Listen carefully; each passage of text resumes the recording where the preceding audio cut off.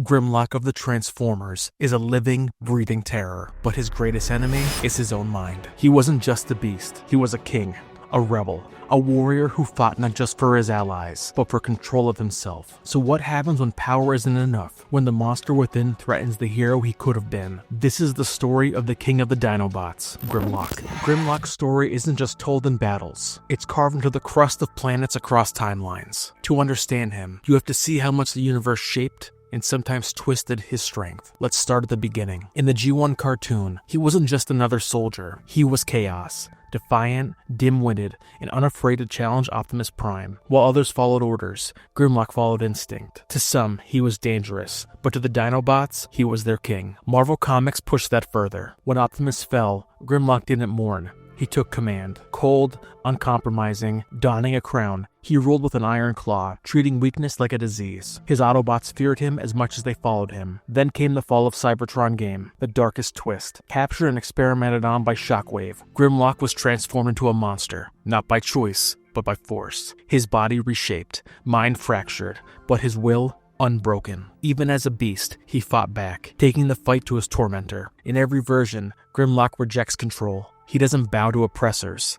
he obliterates them. But strength has its limits, and the next chapter, it breaks him. Because even legends stumble when their identity is stripped away. What happens when strength loses its anchor? When the king becomes a beast, and the beast forgets what he's fighting for. In the beast within, Grimlock becomes the very thing the Autobots fear most. Fused with the other Dinobots, he transforms into an uncontrollable monster that slaughters allies and enemies alike. No leadership, no loyalty, just carnage. It's a cautionary tale. What happens when power becomes a burden no spark alone can carry? Then there's IDW Grimlock, perhaps the most emotionally complex interpretation. Here, Grimlock isn't just a warrior. He's a wounded soul, betrayed by those he trusted, exiled by the very world he fought to protect, manipulated by monsters like Scorponok. Even at his most noble, he's distant, cut off from both the Autobots and the Dinobots. His pain is armor, his silence a scream waiting to break. And in Shattered Glass, Grimlock flips the scale entirely. No longer a misunderstood hero, he's a terrifying enforcer. So brutal, even the tyrant Optimus Prime approaches with caution. Yet, even here, power isolates him. He commands fear, but never earns loyalty. He leads by force and walks alone. Because when strength isn't tempered by wisdom or a guiding hand, it doesn't inspire,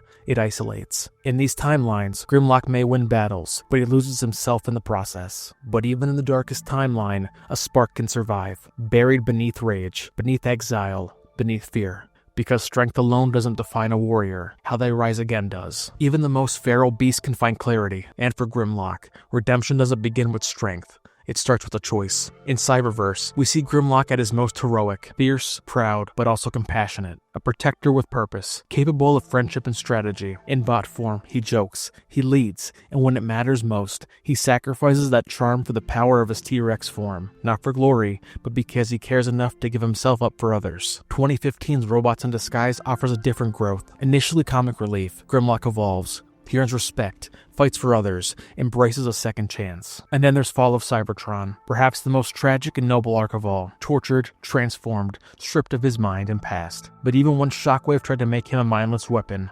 Grimlock fought back, not because he remembered who he was, but because something in him refused to kneel. In every version, the spark survives, sometimes buried, sometimes broken, but never gone. Because Grimlock was never just a monster. He was always a king learning how to take care of his people. Grimlock began as a brute, a beast, a weapon of war, but across timelines, that image fractures, revealing something more balanced. Not every version gets it right. Some reduce him to comic relief, others twist him into violence. But the best stories, the ones that endure, show that true strength isn't just about domination. It's about restraint, loyalty, and the courage to decide who you want to become, even when the world chooses something else for you. Because Grimlock isn't only the muscle behind the Autobots, he's the soul of a warrior, learning that the greatest power isn't what you break, it's what you protect. So the real question is, when your strength is tested, and the world sees you as a monster, will you still fight like a king? Thanks for watching, and as always, stay handsome.